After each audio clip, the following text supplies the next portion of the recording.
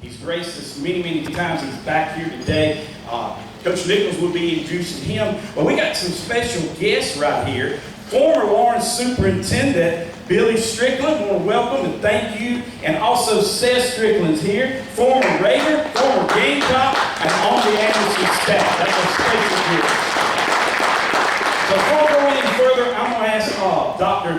Amika Thomas to come up. And Dr. Thomas, she represents our game day sponsor today, School District 55. Dr. Amika Thomas. Good afternoon. I bring greetings from Lawrence County School District 55, and it's such an honor to be here today. This is such a great event where all of the schools across the county come together, and we can all come together to work hard to empower and inspire our young people. We have wonderful students, wonderful people across the county, and each of us have an awesome responsibility and an awesome opportunity to really do what we can to encourage and to inspire all of the young people throughout our county. So I'm just happy to be here today. Our theme this year is world-class champions for every child, every chance, every day. And so that is what we definitely live by, is knowing our why and knowing our purpose and working hard to make sure that we can help create world-class champions for every child, every chance, every day, and that's throughout the county. And so we're just so happy to be here today. It's such a pleasure to be here and to be able to be a sponsor. And we just have the pride of 55. Once a Raider, always a Raider. So it's such a blessing to be here today. Thank you.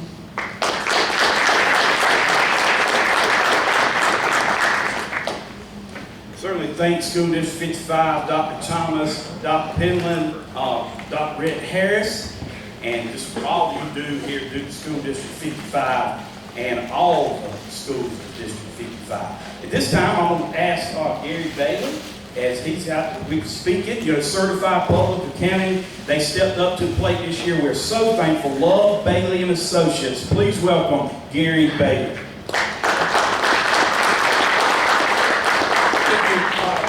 We didn't come here to hear from CPAs, so I want to be very brief. We are happy to be here.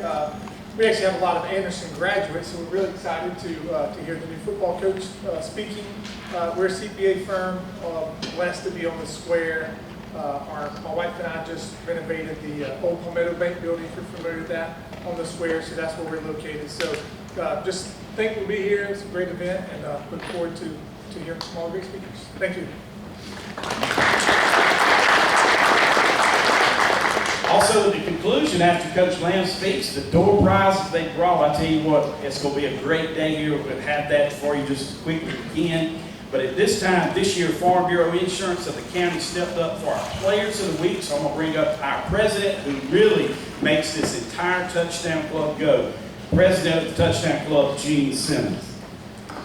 Thank you. It's always exciting to give out, as we mentioned, our Farm Bureau Insurance Players of the Week. For October 7th, a couple of weeks ago on Friday night, Lawrence High School played Riverside. Jordan Roberts. Jordan, come on up from Lawrence District High School. It's so strange because he's got the senior linebacker and running back and special teams. Let me tell you what he did a couple of weeks ago. First of all, on defense, he had 7 tackles, solo tackles, 5 assists, 1 tackle for a loss, 2 hurries, and 2 pass breakups. Offensively, Coach Smith smart enough now to put this guy on offense. Wrong ball, by the way. We're going to switch it out anyway. We did October 7th. On offense, he had 6 carries for 18 yards. He even had him throwing a pass. He threw a pass for 8 yards as well. On special teams, always coaches have great snappers. He had 4 great snaps for punts, a couple for PATs as well. A quote from Coach Smith said, Jordan Roberts is a great football player and a great leader. He's an unselfish player that will do anything to help his football team. He's an excellent tackler. He long snaps for our team. He has shown great vision as a running back in the last few weeks, making explosive plays. Our player of the week, October 7th, again, Jordan Roberts.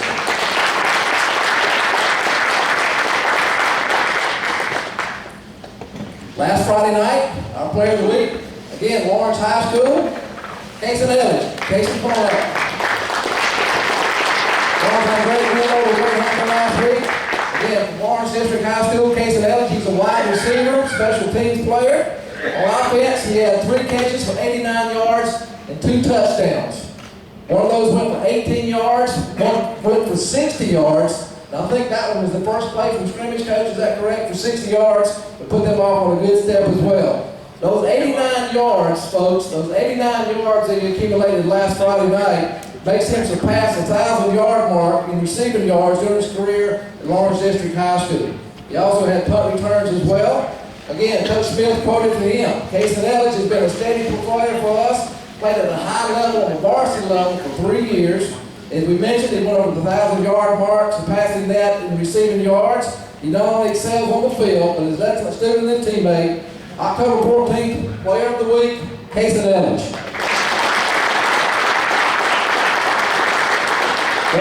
Stand up, stay right here, Casey. Come back if you don't mind. One other quick announcement that was just announced yesterday as well, called the Touchstone Energy Cooperatives Bowl. What we would probably better know, guys, is the North-South All-Star Game. December 10th at Myrtle Beach, South Carolina. 2 guys from Lawrence County, one from Lawrence, one from Clinton High School, have been selected for the North-South. Casey Ellis is a wide receiver selected. Hezekiah Connor from Clinton High School selected as well. Let's give Hezekiah and Casey a round of applause for the North-South All-Star.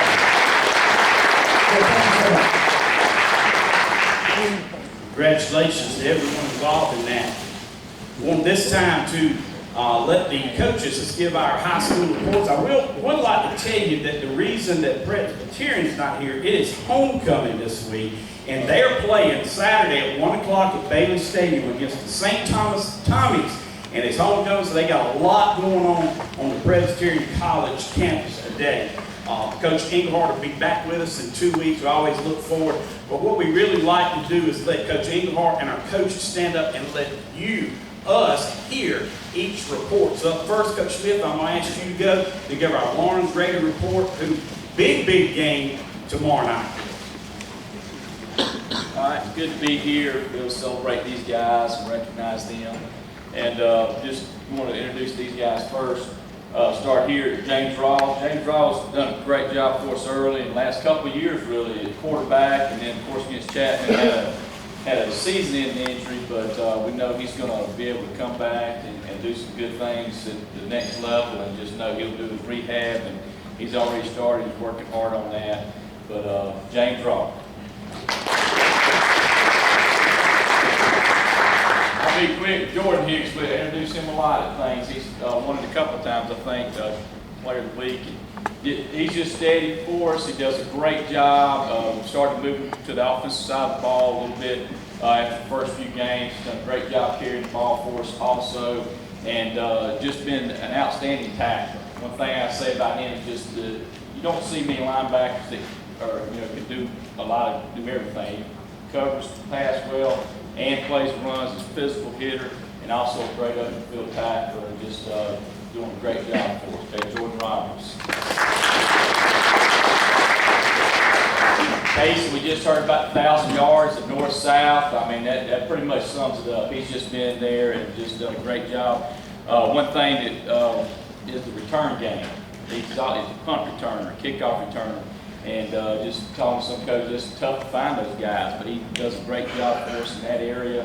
And also going to be doing some good things on Saturday next year also, our Chris Ellis.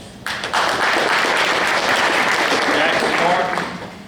Did not play a game without Jackson Martin. Jackson Martin is on does his hold for us, punts for us, safety, and then goes out there and plays some wide out, does a little bit of everything, never comes off the field, and just is a great leader. Is also does everything we ask him to do. Still working hard in the weight room here in his senior year at the last bit. You see him in there doing everything we asked him to do, and just a great player for us. All right, Jackson Martin. Jameer Darden. All right, Jameer Darden is just most physical probably on our team. Just an extremely tough throwback linebacker that go in there and just hit you, and just playing great right now in the linebacker position. And also the same thing, we put him over there on the offensive side of the ball with Jordan. It's kind of getting us a little bit of identity in the red zone. just being a little more physical with our two-back stuff, and since we've done that, we've been a little more productive in the red zone. So Jameer Gardner's doing an outstanding job for us, has for 3 years also. And Jameer Gardner. And I also want to recognize we have a Shrine Bowler too. Okay, we have a Shrine Bowler too that you may not have heard about. Mason, stand up. Mason Gibbs.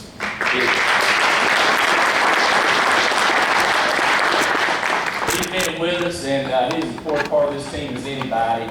And he does training stuff for us and helps Miss Collins, our new athletic trainer here at Lawrence High. And he's just constantly there. Anything you ask him to do, does an outstanding job. And he's been recognized to be on the Shrine Bowl training staff this year. Mason Gibbs.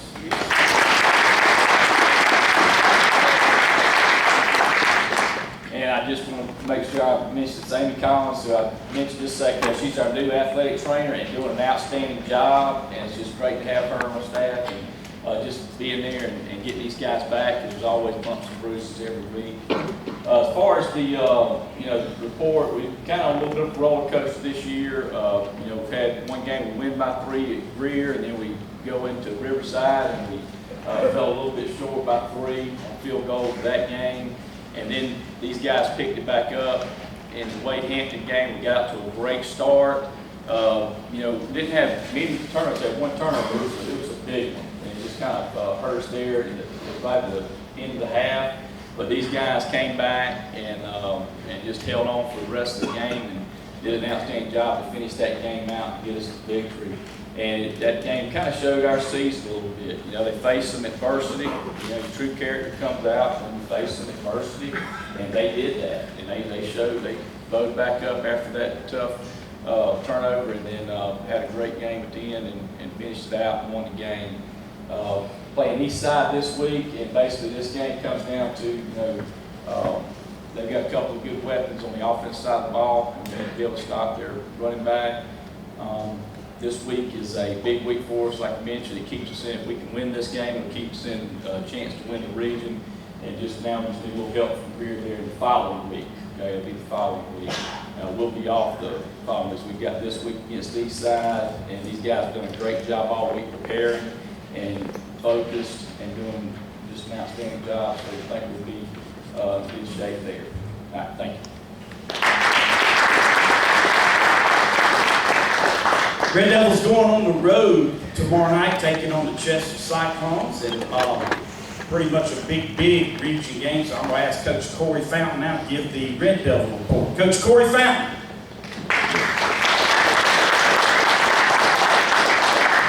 I had my jacket. I was going to bring it in here. I wish I would have. I have 4 guys with me today. 4 guys that have been consistent, great role models for our school and for our team. Just appreciate you guys doing this every week. Like she said, bringing all the schools together. We pull for each other. I don't know if you know it or not, but I send guys texts. We text each other back and forth. We're pulling for each other every night, looking on the bus, see what the scores are. There's great camaraderie in this county among our coaches. Today, I want to recognize, first up is Justin Copeland. He's a senior defensive back, wide receiver, punt return, kickoff return guy for us. Been consistent all year. We didn't have a game the previous week, so we just had the Woodruff game this past week. In the Woodruff game, he intercepted a pass for a touchdown. He called a big touchdown right before the half that stretched the lead for us. I tell them, hey guys, celebrate together.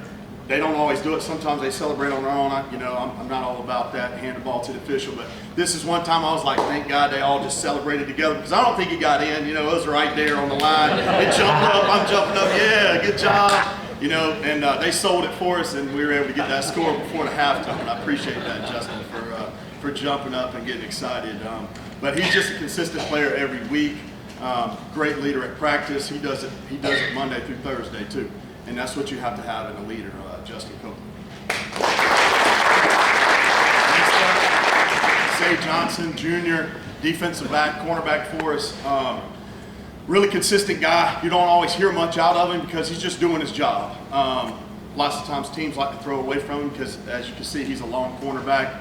Last game versus Woodruff, we get a defensive holding. And I'm like, what? How did we get a defensive holding on a run? It wasn't a pass. And, we talked about, shocking the shed. Well, he shocked the guy, and he shocked the guy and kept shocking the guy. He didn't shed him, and he dumped him right on top of the ball carrier, which was, I loved it. But we did get a penalty on it. But, he's just being aggressive, and that's what you want out of a cornerback. He's an aggressive kid. He's very consistent at practice, just does what you ask him to do in the classroom. He takes trips in the summer for academic. He said, I'm going to Clemson. I said, for football camp? He said, no, coach, for academic camp. So I'm like, yeah, that's awesome. I understand you missing, but he misses for academic camp. He goes to football camp, just a really consistent young man, and I'm glad we got him back next year. Say Johnson. Wes Ray, every day comes to practice. He's quiet, does what he's supposed to. He's about to get his Eagle Scout. That tells you what kind of kid, what kind of young man he is. Just an awesome kid. Great parents. His mom taught my daughter, and my daughter just looked up to her so much. And they've turned out a great kid too as well. And they raised a great kid, and I appreciate that. And Wes Ray, offensively, defensively, he does his job. He comes to work every day ready to do his job, and he does it to the best of his ability. And that's all he can do. Good leader on the sideline, always pulling for his teammates. A great teammate, Wes Ray. Jake Aiken, kind of a late bloomer. Didn't play JV freshman year, sophomore year, junior year. Didn't get a whole lot of playing time. But he stuck with it, and that's big time nowadays because everybody wants to jump ship on you or wants to quit when they're not getting that playing time that they think that they should get. But he didn't. He got to work harder in the weight room, with studying the game, and he's just gotten better every game, and just awesome young man. Really good student as well, makes great grades, just a good role model in the classroom and in the school building. Proud of what he's done and the work that he's put in, and I know he's going to play on Saturday because of the work he's put in. Dre Aiken.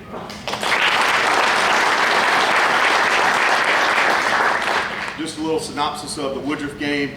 Tough game for us right off the get. Had a little bit of adversity. Had some guys get injured early on.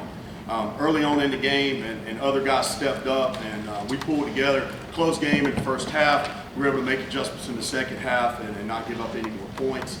Our offense kept sustaining drives and scoring, and it stretched the lead out. But the score didn't indicate how close the game was in the beginning. And this week we're going to have sustained drives. We're going to have to get off the field on defense on third downs, and we got to play a complete game this week. Chester's a good football team, have athletes all over the field, big offensive line, and it's going to be a tough game. We've got to sustain drives on offense, keep the ball out of their hands, and hopefully we'll do that job on Friday night. Thank you. Justin and Zay's been here, Coach Fountain, they have a lot of fun. They, Secret Touchdown Club, Wes and Dre thought they had to speak here today. So now you keep that secret, guys, when you come back, and we'll keep that going right there. Also, Justin, I want to tell you that Mr. Gene here called you touchdown, like he said, because I said, oh no, he's down at the 1 yard line and time has expired. And Gene Simmons said touchdown. So Mr. Gene made you call, Justin. Next up, I say them best for last right here because, hey, anytime you got a rivalry game, okay, the Eagles, Newberry Academy, this is our coach for Lawrence Academy, Travis Plowden. Absolutely, we're looking forward to going down to Newberry and playing well Friday night. Hopefully we can bounce back after we played very poorly last week in another rivalry game against King.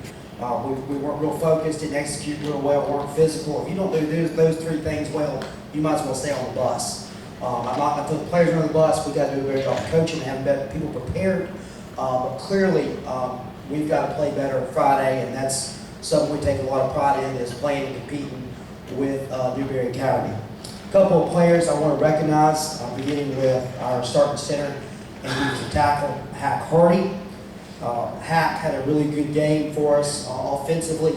Everything we do is in the gun, so every snap that our quarterback got was on par and where he needed to get it. Also on defense, due to some injuries, he's had to play a lot more over there. Did a good job there. Hack's a great kid to coach. One thing that's bad about him is he's too quiet. and I wish he'd talk a little bit more, be a little bit more vocal, but as he gets a little bit older, hopefully that will come along. But he's a very good leader and works very hard for us. Hat party. Next, we have Garrett Murphy.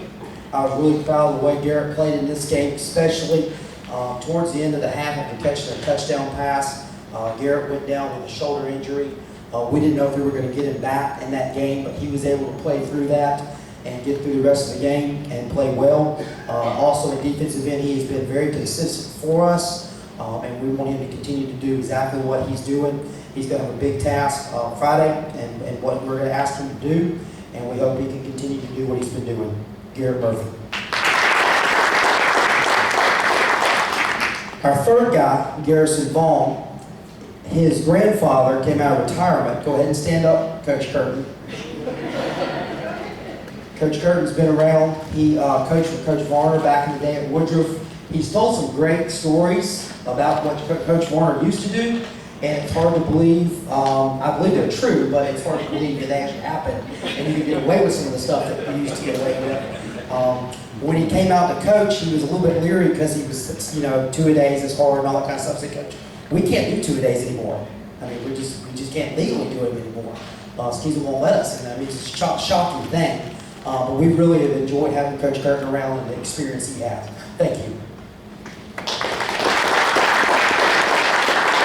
Harrison's a problem. I'm going to talk about you too. Harrison's a problem solver. It's like I move him inside the D tackle. We do a little bit better in the inside run game.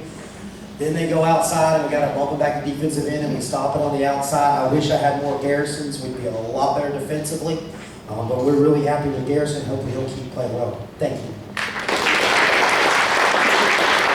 Last but not least, Clarence Bertoli. Clarence has definitely statistically had much bigger games for us. He scored 1 touchdown, had 5 or 6 catches, and about 80 yards on offense. But one thing that I was really proud of was his attitude. And I'll piggyback a little bit on what Coach Felton said 2 weeks ago about his first year. When things get really hard and it's tough, you learn a lot of life lessons. And one thing about Friday night, when we were getting hammered, I heard one person that was leading us and encouraging our kids, and that was Clarence. Throughout the game. And after it was over with, I told our team, I said, this was horrible, we didn't play very well, but one person I'm going to point out is Clarence Bertoli. Through all of this, he kept competing, he controlled what he could control, and he did exactly what we want our best player and our senior to do, and that's lead like a man. And I really appreciate what he did down there at Key. Thank you. Thank you.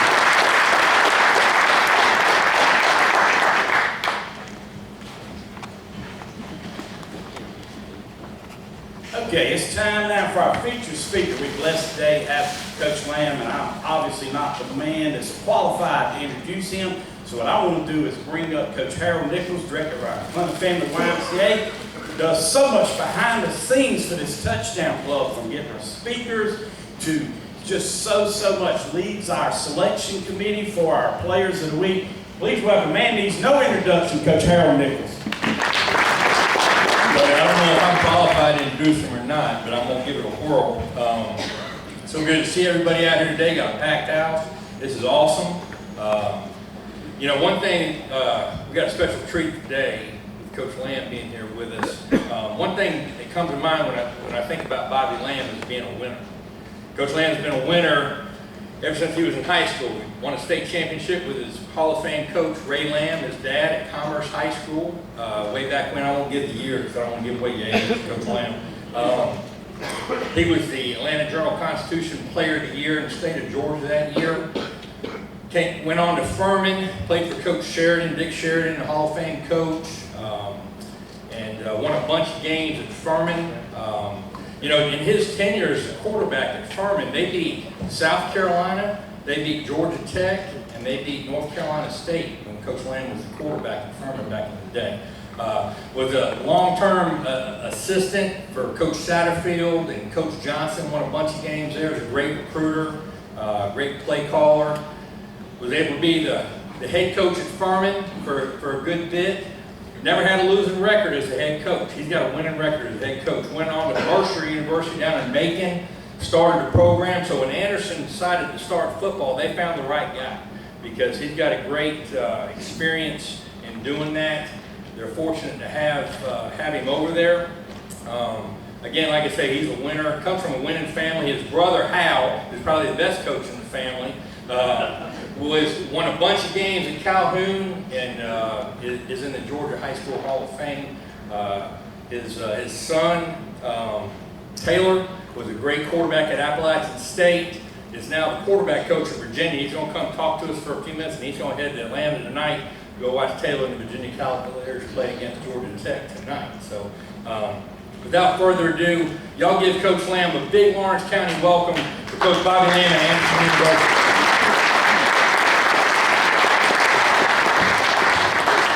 Is this working? You on? Am I on? Okay. Yes, sir. Y'all hear me back there? I can deal with the best of them now.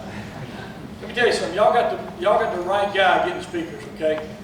2 weeks ago, I get a text from Harold. This is your 2-week reminder, Coach, about speaking here at the Lawrence Touchdown Club. 1 week ago, I get another text from Harold. This is your 1 week reminder, Coach. And then last night, I get a text. I'm like, Harold, I'm not one of your players, okay? But y'all got the right man getting speakers. I can promise you that. It's great to see a bunch of familiar faces here. Monty, I hate to say this, Monty's so old, he covered me when I played. And that's the truth. But Harold's kind of, I guess he told about half my speech there, but it is good to be here. We are starting football from scratch, and we're undefeated since 1911. That's the year the school was founded. I think we've got some AU graduates over here. If you got gray hair, it's an AC graduate. That's the way we kind of look at it. But we got a lot going on. I'm sorry I want to slip out as soon as I speak. As he said, Georgia Tech is playing, Virginia's playing at Georgia Tech in Atlanta. I got to drive back to Greenville, pick up my daughter-in-law, go to Commerce, Georgia, pick up my 86-year-old dad, go down to Atlanta and fight the traffic to watch a football game when I could be sitting at home on my couch with ESPN and watching. But you got to do what you got to do for your family. So speaking of that, talk a little bit about my family. First of all, very fortunate to be in the game. Harold's wrong. The best coach in the family is my dad. But the second best coach is my brother. So my dad's a legendary high school coach in Georgia. He's 86 years old. And people say, I always say, well, he's retired, right? And I said, no, he ain't retired. He coaches all of us every single day. It's kind of funny, when I took the Mercer job, now you understand, my dad is a Bear Bryant disciple, okay? Junction boys, we had just said something about 2 days over here. No lie, we went to camp and we practiced 4 times a day, okay? Back in the day. Went to Young Harris, up in North Georgia, practiced 4 times a day. Back in the day, you could grab kids, he was the best grabbing face mask coach in America. You could grab that face mask and just twist your neck, and so that's how he grew up. I mean, that's the way it was back in the day. He would absolutely get fired on day 1. He was coaching in this area. But I go to Macon and I take the job at Macon. I don't know if you think about Macon, but Macon is on the exact same line as Columbia, South Carolina, which is the hottest place in the world. And Macon, Georgia is exactly as hot. And so I get a call from him, and he's like, hey, kids are coming in for preseason camp, and he's like, hey now, it's hot down there in Macon. You make sure your trainer, and you make sure you got enough water, and make sure you take care of these kids. And I'm like, is he really telling me this? The guy that practiced 4 times a day, and if you wanted a break, you went over and drank water out of the creek. No lie, guys, no lie, okay? So times have changed, but he got it all started. My dad obviously was a legendary high school coach. My brother is a retired high school coach. Now he's the athletic director of Christian Heritage in Dalton, Georgia. He's in the Hall of Fame, legendary. He won 4 state championships there in Georgia. My nephew, Trey Lamb, is the head coach at Gardner-Webb. My son, Taylor Lamb, was at Gardner-Webb, and then he just got called by Tony Illett this past year to go be the quarterback coach at Virginia. And my brother-in-law is the head coach at Raven County in Clayton, Georgia. They're undefeated, ranked #1 in the state there. And I can't forget this, or I will get killed. My sister is a tennis coach, high school tennis coach. She always, every time, if I speak somewhere and don't mention her name, he gets back to her and I get in trouble. So as you can see, when we go for Thanksgiving, Christmas, ain't a whole lot said about football. But football going to be on the TV and we're talking football. But very fortunate to grow up in that family there in Commerce, Georgia. which is not too far away from here. My mom and dad still live there, and so we're excited to keep the family tradition going in the coaching tree. But it's been really a great career for me, and I'm not done yet. So as Harold mentioned, I played at Furman for Dick Sheridan, had a tremendous career there. We had great teams back then, and so Coach Sheridan was a great football coach, went on to NC State and had a great career. I tell this story all the time. So Coach Sheridan is my college coach. In my senior year, and Harold's right, I know we got some Gamecocks, including Seth. I'll let you Seth in a minute. But I'm a little old freshman in 1982. We go down to Columbia, South Carolina. We beat the Gamecocks 28-23. Okay. The next year I start and we go to Atlanta, Georgia. We beat Georgia Tech 17-14. My junior year we go to NC State and we win a shootout 34-30. Back then a shootout was 34-30. And then we go back to NC State. NC State was dumb enough to schedule us twice. We go back to NC State in 1985. Dick Sheridan was the head coach, right? We beat them 42-20. Okay, no lie. We got the ball on the 1 yard line. I look over there. Coach Sheridan gives me the signal to take a knee. I get in the hole and I said, guys, we're taking a knee. Of course, all the linemen are cussing me out. No, we got to go for it. We want to go for it and get 2. We want to get 50 points on these guys. Guess what? Dick Sheridan got the head football job at NC State 2 months later. So he knew what he was doing. Sometimes you got to pay attention to coaches. But coached at Furman, 9-year head coach at Mercer, started the program from scratch in Mercer and Macon. Actually people don't know this, but I went to Louisiana Lafayette for 1 year as the assistant head coach to a guy named Billy Napier. Billy played for me, was my quarterback at Furman. I was his quarterback coach for 3 years. I was his head coach for 1. And so he's got a big boy job, obviously down at the University of Florida. He'll do really well there. He did a phenomenal job at Louisiana Lafayette. When you look at it, I got 4 guys that I played for that I really take a lot of what they gave me. Okay, my dad obviously was my high school football coach. Dick Sheridan was my college football coach. Jimmy Satterfield was my offensive coordinator. I worked for Coach Satterfield. He gave me my first job, the late great Jimmy Satterfield, and then Bobby Johnson. Bobby Johnson was our head coach there. Bobby went to be the head coach at Vanderbilt, and that allowed me to be the head coach there at Furman. And so those 4 guys did it the right way, built programs the right way. And if you think about it, back in the day, Furman kind of dominated in the 80s. They were pretty dominant. Lost the national championship 85. He just told me he was a Georgia Southern graduate. I should have made this guy sit in the back. We lost 44-42 to Georgia Southern. But we beat Georgia Southern in 88 when I was an assistant coach, 17-12 for our first national championship there at Furman. But back in those days, if you think about it, there's a lot of new football programs that have popped up, a lot. And we're going to be one of those. I'll talk a little bit about those programs in a minute. Anderson, why Anderson, okay? Why Anderson? No lie, this is exactly the way the story goes, okay? I'm in Louisiana Lafayette. I'm coming back. My in-laws still live in Greenville, South Carolina. Coming back to see my in-laws. My mom and dad live there in Commerce, so it's an easy drive down there to see them as well. And Bert Epting is our athletic director. I've been knowing Bert for a while. Bert said, listen, I want you to stop by and see what we got. This is way before the job ever was open or talked about, but they were going to start football. So I stopped by Anderson University, and I promise you, okay, I grew up in Greenville, South Carolina, Commerce, Georgia, but in Greenville, South Carolina. I've been to the jockey lot 1,000 times, okay? Everybody knows what the jockey lot is. If you got gray hair, you know what the jockey lot is, okay? You young guys ain't got no idea. But the jockey lot is like 6 miles from our campus, all right? And I remember going down to our the Anderson County Fairgrounds and going to the fair there. Now the Anderson County Fairgrounds is where we're going to play, and that is our athletic campus, which is pretty important, the growth there. I could not believe when I walked on campus what Anderson University has done in the last 20 years. And that is a credit to one guy, and his name's Evans Whitaker, who's been our president for 20 years. And you folks know it. Their facilities are phenomenal. At one time it was Anderson Junior College, and the things that they're doing are incredible. We just announced this last week. We're over 4,100 students at Anderson. We're the largest private school in the state of South Carolina. Okay, it starts with 4 pillars, okay? And we hear this every day from our president, okay? And he put this on paper right when he got there. Our 4 pillars are good, great academics, great faith, great purpose, and great hospitality. And Seth can attest to this. When you walk on our campus, it's like walking into Chick-fil-A. It's unbelievable. Our missions, I've been a bunch of different mission places.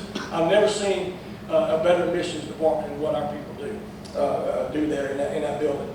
And we're one of the fastest growing private schools in the country. All right, now, I'll tell you this, okay? This right here is the #1 selling point for football, okay, for a football player. All right, I'm in a meeting, my first meeting, and PowerPoint goes up, and I've only been there 2 weeks. I'm just still trying to learn about what Anderson's about, and we start talking about students and who the demographic for our students, how many males we got, how many females we got, and it says 71% female. So I raised my hand. I said, "Is that number correct?" And the lady goes, "Yes, sir." I said, "Amen, brother." 71% female. We got them everywhere. I'm telling you that right now. So we're going to provide 125 males to balance that out a little bit. But that is absolutely true. Hired two coaches early. Obviously, y'all know one of them, Seth Strickland. Seth was at Albany State, been known Seth for a while. He was at Albany State, did a phenomenal job down there. Hired Seth. I interviewed a lot of guys, but it came down to me wanting to hire 2 young guys that were recruited at the Division II level. Albany State had a bunch of success with Seth down there, and then I hired Malik Chevry from Erskine. Okay, so Malik's done a great job there, and we're a team of 3 or 2, or 3 count myself. But we just added Brett Hickman. Brett's coming on his volunteer role, and he will be hired in January. He was a high school coach in North Carolina. He used to coach at Gardner-Webb and North Greenville.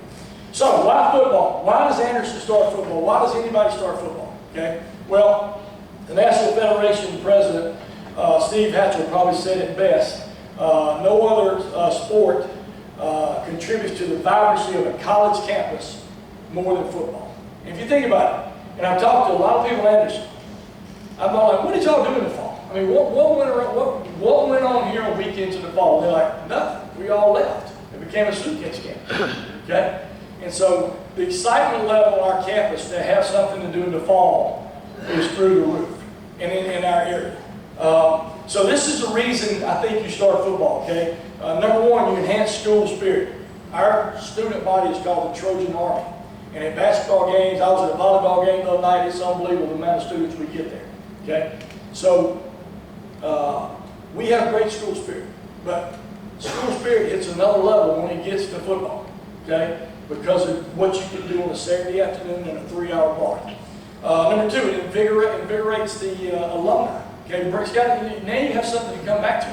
Okay, we'll have homecoming, we'll have family weekend, just like everybody else does. Right now we still have that, but it's on a kind of an awkward weekend. So now we'll do it with football.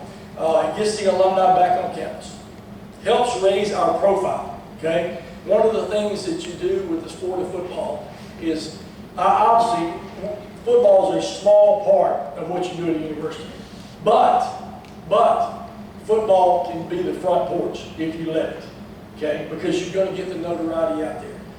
And what we're trying to do now, we're trying to take this. I know we got some Clemson people, some Carolina people, and all that, okay? And I'm going to talk to you about the Tiger Paw, okay? The Tiger Paw is worldwide, nationwide, okay?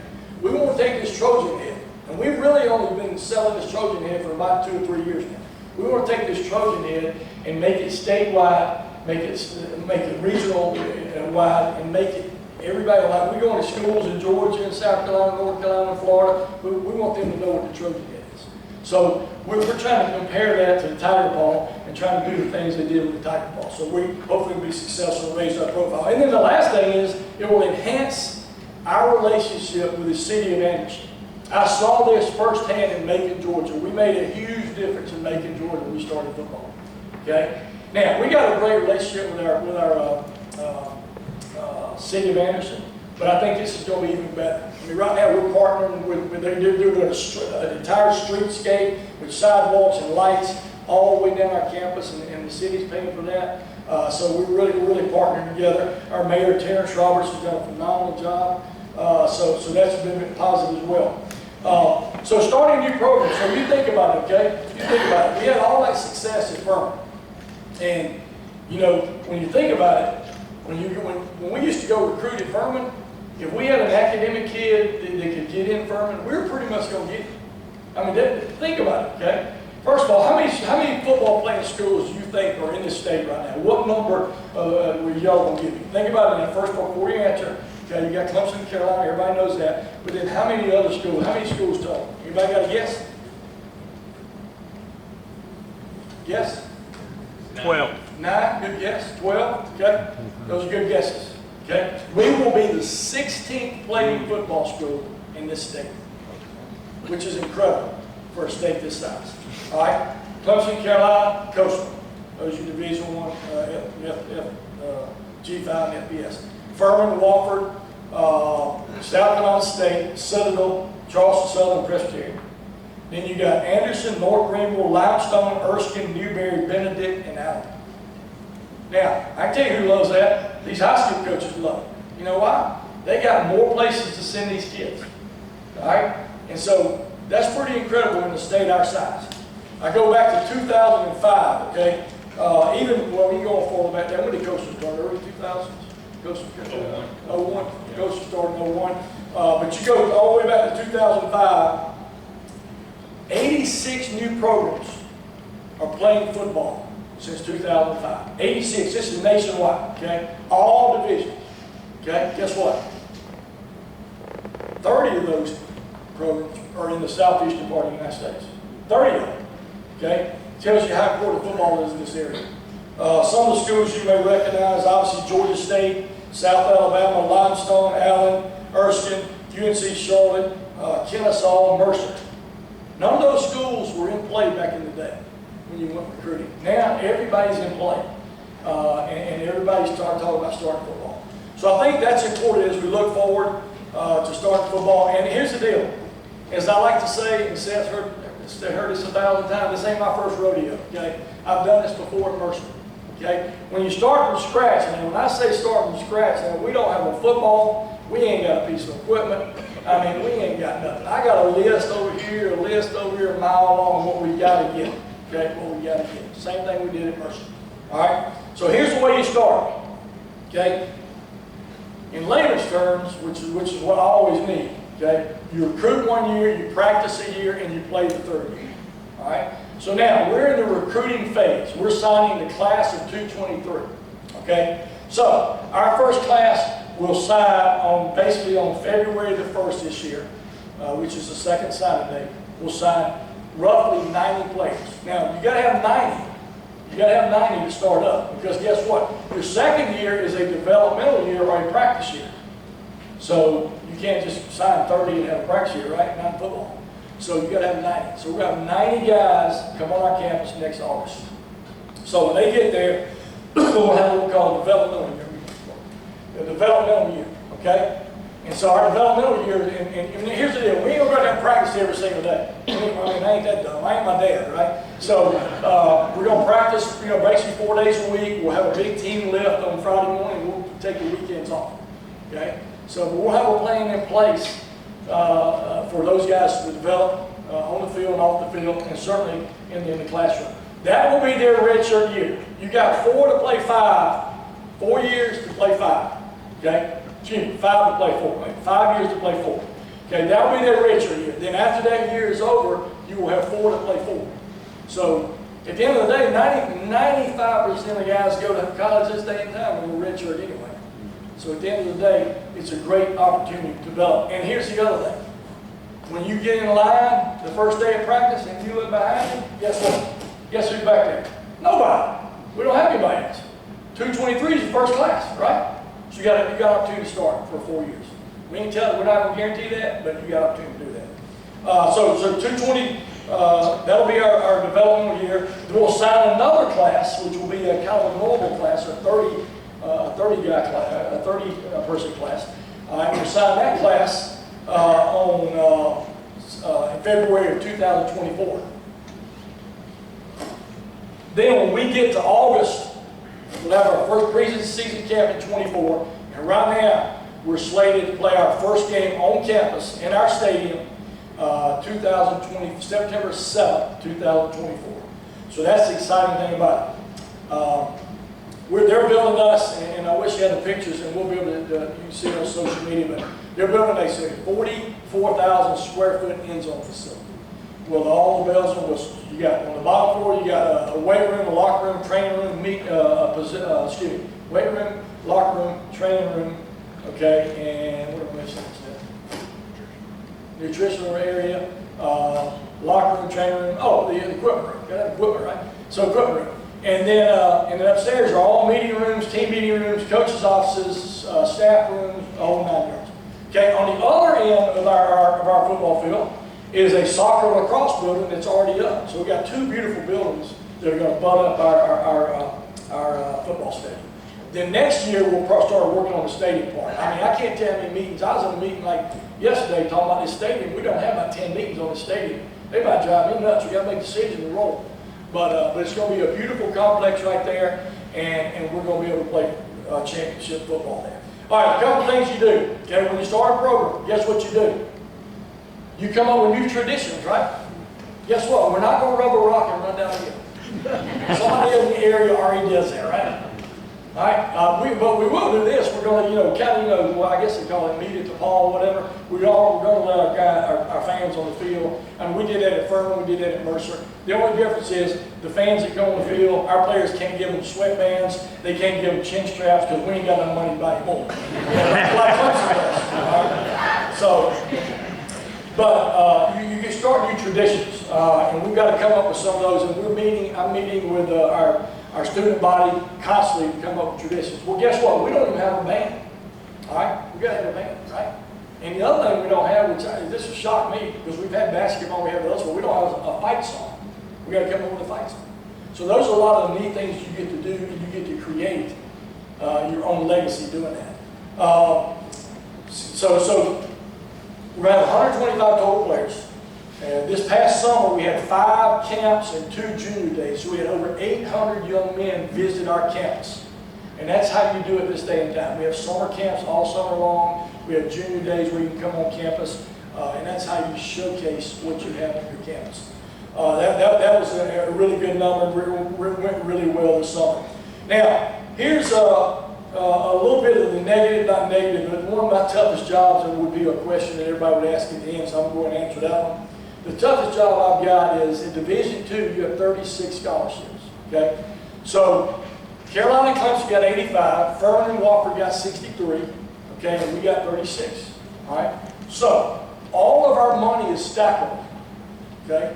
What I mean by stackable is you take your need-based money, you take your academic money, you take your state money, and I throw football money on top of it, okay? So there's a lot of kids who will be coming for free, all right?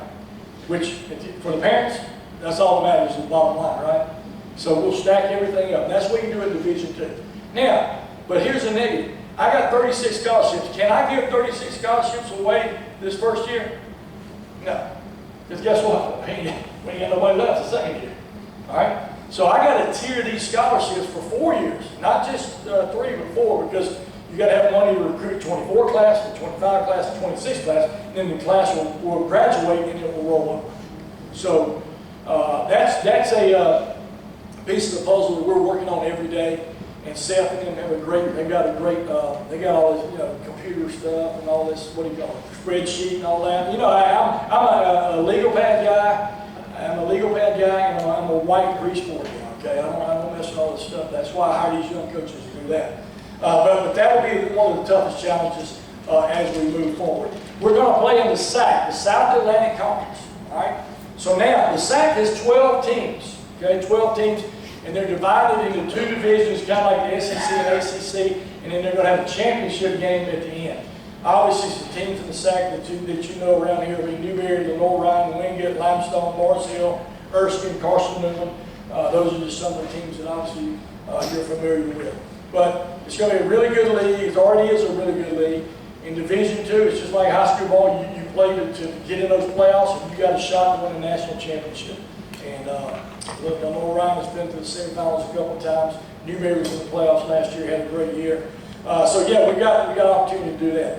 Recruiting wise, so when we go out recruiting, okay, I think in recruiting, no matter what school you're at, you got to find the right fit. I got to give Daryl Shoney a lot of credit. The guy's found the right fit for those guys at Clemson. And he don't just take anybody. He takes certain guys, they recruit them. They got a great culture there. I think Shane's doing the same thing down in Columbia. So our state is blessed to have 2 coaches and 2 programs, and I think they're doing it the right way. So our recruiting philosophy has always been my philosophy. I've coached it, and I got to remember that, I've coached it at Furman, I've coached at Mercer, and I've coached at Anderson, okay? 3 programs that are, the academics are very important. So number 1 is the academic evaluation, which is pretty simple. You walk in there, and you get the transcript, and you look at it, and Jimmy Joe can either get in school or he can't get in school, okay? Now, Anderson has their own standards. We have our own standards. We don't just have NCAA standards. We have our own standards. So if he can get in, then that's your academic evaluation. It's pretty easy, okay? There's another second evaluation is athletic evaluation, and that's up to our coaching staff. We have a grading scale for every position. We want certain size, certain height, certain weight, but at the end of the day, we want football players, okay? So at the Division II level, you can overlook some of those measurables and really sign a lot of good football players, okay? So we want football players at the end of the day. So the third and fourth one are probably more important. The third one is leadership, okay? Leadership. What kind of leadership does the guy have? Well, if he's a team captain, if he's president of the Beta Club, if he's president of the Fellowship of Christian Athletes, or president of this or that on campus, he's probably a good leader, right? Okay? The last one is the most important, is character. I'm 59 years old. I don't want to recruit, I don't want to coach characters, but I want to recruit and coach guys that have character. All right, now, here's the deal. I love all you high school coaches. My brother's a high school coach, my dad's a high school coach, my brother-in-law's a high school coach. But if you walk in there and talk to the high school coach about this guy, he's going to tell you everything that's good about the kid. Okay? But that, because his part, unfortunately, part of his job this day and time is to get that kid a scholarship. Okay? It should be that way. That kid's got to earn it. And then the coach has got to help. But I mean, it's not his job to get everybody a scholarship. So anyway, at the end of the day, I tell my coaches, when you go in there, you talk to the head coach and you get a recommendation from him, but also talk to the assistant coaches, go to the trainer, go to a strength coach if you have a strength coach. Heck, I've even gone and talked to English teachers, guidance counselors. Because here's the deal. Back in the day when I was a little old bitty assistant at Furman, one of my duties was I was the pro scout liaison. Okay? And pro scouts, they'll come on Anderson campus, believe it or not. They go to every campus in America. I don't care. There's some you can't name that they're going to go to. When they come on campus, your job is to provide information for that coach and that scout. Right? Well, I'm a little old young coach. I don't know what crap I'm doing. I just tell him everything good, like we talk about with high school coaches. And he goes, Coach, can I see your trainer? And I said, yeah. And he goes, can I see your weight guy? And I'm like, okay. Finally, I said, why are you going to talk to these guys? He said, well, we're getting ready to invest millions of dollars in this guy. And we need to know everything we can know about this guy before we invest millions of dollars. So it made a lot of sense back then. So I took that philosophy and I did it the same way. I'm investing scholarship money to this young man and their family that's going to represent me, my name, our president's name, our athletic director's name, our university's name. So it's important that we find the right guy that has character, the right character on our team. So those are important. So again, it's academics, it's athletics, it's leadership, and it's character, which is pretty easy. All right, I'll finish up because I know we got to roll. Okay, and I write this down every single time, and I'll have it in my staff room. I had it in my staff room at Furman. I had it in my staff room at Mercer. Okay, this is the reason why I coach. The great Billy Graham said it best. A coach will impact more young people in a year than the average person will in a lifetime. I really believe that, and I can tell you now, my dad, he's my hero. He's my high school coach. But I promise you, I can call up and talk to my middle school basketball coach right now. My middle school basketball coach, Sam Chaney, had a great influence on me. Okay, and I know most of you guys and girls that have played athletics have had a coach that influenced your life somehow, some way. And that's why I coach, because that's my way of mentoring to these young men. And that's what we're doing here, doing at Anderson, and we're going to try to do it the best we can. So 2024, September 7th now. Well, we'll tell you this, we're not done, okay? Clemson plays at home, we're not playing we'll probably try to play on Thursday. They play Saturday at home, okay? So, but we're using Clemson as a positive. We're 17 miles from Clemson. We're 25 miles from Greenville. Lake Hartwell's 20 minutes away. Anderson is booming. Anderson is growing. I'll tell you this last story about Dabo Swinney. They're in the middle of the last season when it wasn't going very well. This is the open day. Dabo gives me, my president, my AD, 1 hour in his office. There's not another coach in the country would have done that during the season. And I just wanted my president to go in there and listen to Dabo and understand where football fits in the great realm of things in college athletics, or on college campus. He did a phenomenal job. So we're going to try to do the same. We're going to build it from scratch. We're going to build it with young men, and the majority of our young men are going to be from the state of South Carolina, because you've got to use that state money to help you build a football team. And plus, the football in this state is phenomenal. Last thing I'll say is don't let this club die. I'm 36 years of coaching. I've spoken at all of them. Orangeburg's still good. Anderson's still good. Greer's got one going now. Of course, Lawrence County. I don't know if Sparkle's got one anymore. But I used to speak to Greenwood every year. Greenwood died a long time ago. But you do it, bottom line, you do it for these kids right here. That's why we do it. That's why we coach football. That's why we show up. And you support your teams in the state, in the county. Love what Coach said about pulling for each other, because that's what it's all about. And so, great to be here, and great to be a part of it. And real quick, got any questions? And I got to roll. Somebody's got one, right? I got one. Yes, sir. Okay, Monty. I'm surprised. Monty's got one. Next year, you're going to have all red shirts. The following year, how does transfer protocol affect Anderson? All right, so this year we're not recruiting any transfers, okay, because who's going to come? Transfers are looking to transfer to play, so they're not coming in. The second year, in 2024, we will have some transfers to break up our class. We did that in Mercer, but we didn't have the portal to help us. But because think about it, we signed 90, okay? Well, next year they're going to be 90 redshirt freshmen. We signed the other 35, and they're going to be freshmen. So I got 125 freshmen. So I've got to break that class up. So about half that class, 15, 16 guys, are going to be some sort of transfer. It could be a grad transfer. It could be just a regular transfer portal guy.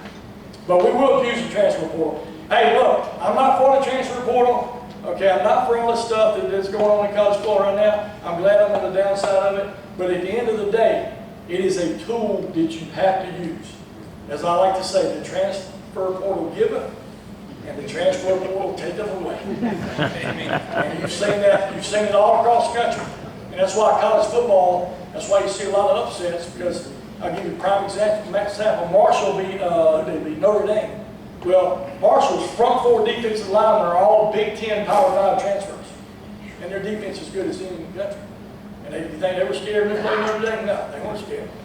So the transfer portal is here to stay, and it's part of it. And I think you've got to create a good culture, and I think you've got to create the best you can on your campus, and hopefully you can keep the kids for 4 years and let them graduate like we're supposed to. Any other questions? All right, thank y'all. Go Trojans.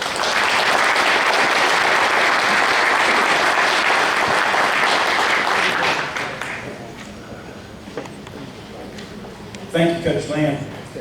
I know he's got to go. Some of the players have to go at this time. We will have our door prizes down. But once again, I want to thank Gary and April Bailey. I want to thank Dr. Amita Thomas, Dr. Penland, Dr. Harris for, you heard what he said, don't let this club die. So when you look at those placards right there in the middle of your table, all those game day sponsors, always somebody different from every 2 weeks. But hey, that's what it takes right there to make go. We got a board that really steps up, and we love our Crusaders, our Devils, our Raiders, and our Blue Hugs. We will tell you that in 2 weeks right here, Mike Ayers will be here. Coach Mike Ayers, he just got inducted into the 22 South Carolina Athletics Hall of Fame. You not want to miss Mike Ayers. He's as good as you're going to get right there. Let's give Coach Lamb, I know he had to go, and Seth Strickland, we're so proud of you for what you're doing, and let's give them a big, big hand. It's time for corporate. All right, so I'm going to ask Dr. Thomas and the Raider staff, and also Love Bell, if you can kind of help give these out, and because then we can go as quickly as we can. If y'all can come up and grab and kind of tell me what we're giving away, especially if